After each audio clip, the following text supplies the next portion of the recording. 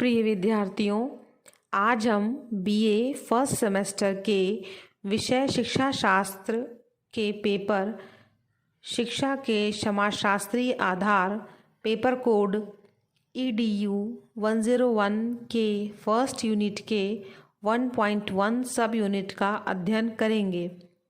आज का हमारा टॉपिक है एजुकेशन, हिंदी में शिक्षा। आज अपनी इस चर्चा में हम शिक्षा के हर प्रकार से अर्थ को समझने का प्रयास करेंगे। तो आइए देखते हैं कि शिक्षा का शाब्दिक अर्थ क्या है। शिक्षा को अंग्रेजी में एजुकेशन कहते हैं। यह अंग्रेजी भाषा के एजुकेटम शब्द से निकला है, जिसका अर्थ है शिक्षित करना। यह दो शब्दों ई प्लस ड्यूको से मिलकर बना है। ई का अर्थ है अंदर से और ड्यूको का अर्थ है आगे बढ़ाना। अतः एजुकेशन शब्द का तात्पर्य उस क्रिया या प्रक्रिया से है जो ज्ञान को भीतर से नहीं डालती, बल्कि उसकी अंतर्निहित शक्तियों को आगे बढ़ाती है, बालक की अंतर्निहित शक्तियों को विकसित करती है। तो आप देख सकते हैं कि ये शिक्षा का शाब्दिक अर्थ है। अब आइए हम शिक्षा के संकुचित और व्यापक अर्थ के ऊपर चर्चा करते हैं। शिक्षा का संकुचित अर्थ क्या है? तो शिक्षा के संकुचित अर्थ के अनुसार शिक्षा का अभिप्राय बालक को स्कूल में दी जाने वाली शिक्षा से है। दूसरे शब्दों में, बालक को एक निश्चित योजना के अनुसार एक निश्चित समय तक और निश्चित विधियों से निश्चित प्रकार का ज्ञान दिया जाता है। उसकी शिक्षा कुछ विशेष प्रभावों और कुछ विशेष विषयों तक ही सीमित रहती है। उसको वही शिक्षा दी जाती है जिसे समाज के वयस्क उसके जीवन के लिए लाभप्रद समझते हैं। बालक इस शिक्षा को केवल कुछ ही वर्षों तक प्राप्त कर सकता है। उसको प्राप्त करने का मुख्य स्थान विद्यालय होता है। विद्यालय में एक विशेष प्रकार का व्यक्ति शिक्षा देने का कार्य करता है, जिसे शिक्षक कहते हैं। उस पर बालक की शिक्षा का उत्तरदायित्व होता है। बालक विद्यालय में कई विषयों की शिक्षा प्राप्त कर सकता है। साधारणतः शिक्षा का अर्थ विशेष प्रकार की पुस्तकें पढ़ाना समझा जाता है। शिक्षा शब्द का संकुचित अर्थ यही होता है। अब हम इसके व्यापक अर्थ को समझने का प्रयास करेंगे। शिक्षा के व्यापक अर्थ के अनुसार शिक्षा आजीवन चलने वाली प्रक्रिया है।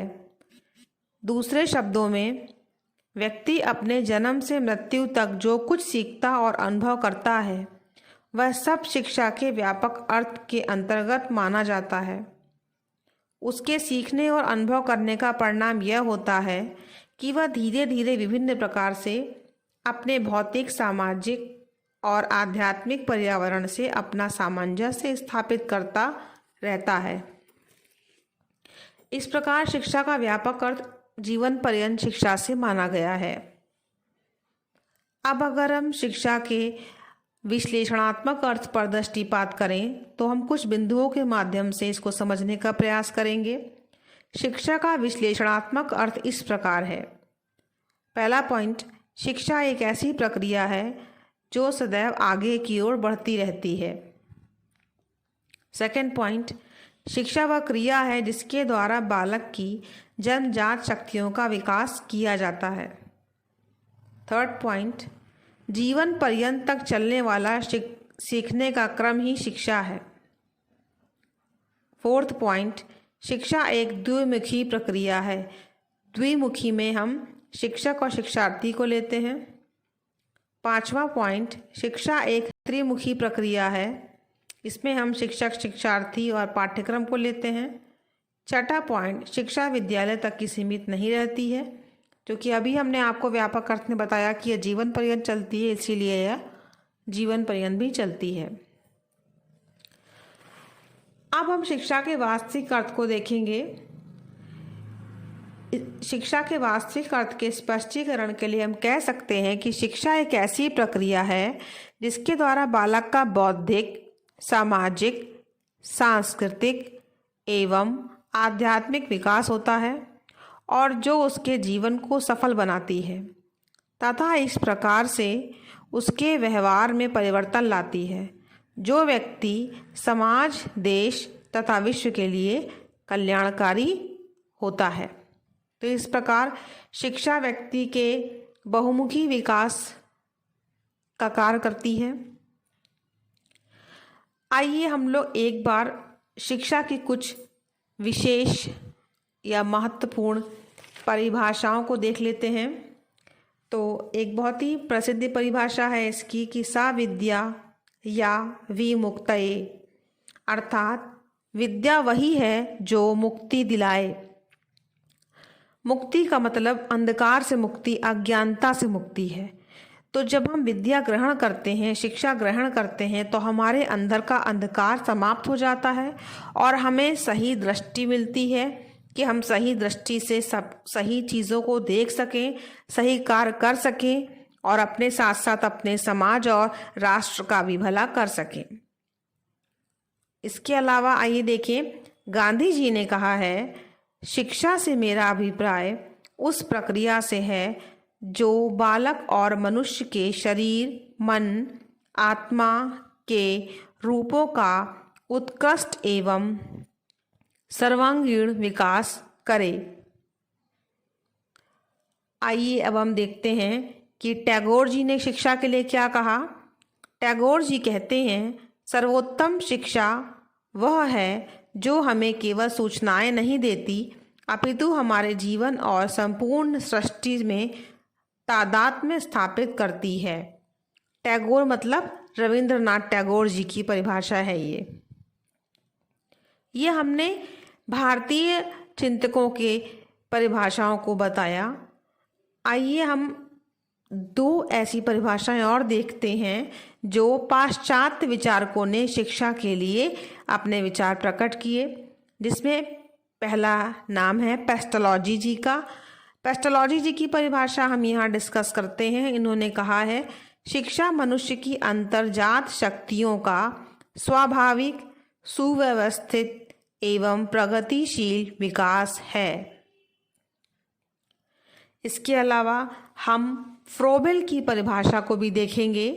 तो फ्रोबेल ने शिक्षा की परिभाषा को स्पष्ट करते हुए कहा है, शिक्षा एक प्रक्रिया है जिसके द्वारा बालक की अंतर्निहित शक्तियों को बाहर लाया जाता है।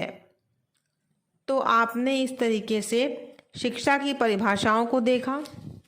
अगर हम निष्कर्ष तौर पे अंत में शिक्षा के लिए 4-5 लाइनों को कहना चाहें तो हम कहेंगे कि शिक्षा एक अविरल प्रक्रिया है, यानी कि ये हमेशा चलती रहने वाली प्रक्रिया है, गतिशील प्रक्रिया है, ये कभी नहीं रुकती है। यह सउद्देश्य प्रक्रिया है, मतलब शिक्षा में जो भी शिक्षा के उद्देश्य हैं उन्हीं के अनुसार कार्य किया जाता है। शिक्षा द्विमुखी है, शिक्षक शिक्षार्थी के साथ, और त्रिमुखी है, शिक्षक शिक्षार्थी पाठचर्या के साथ।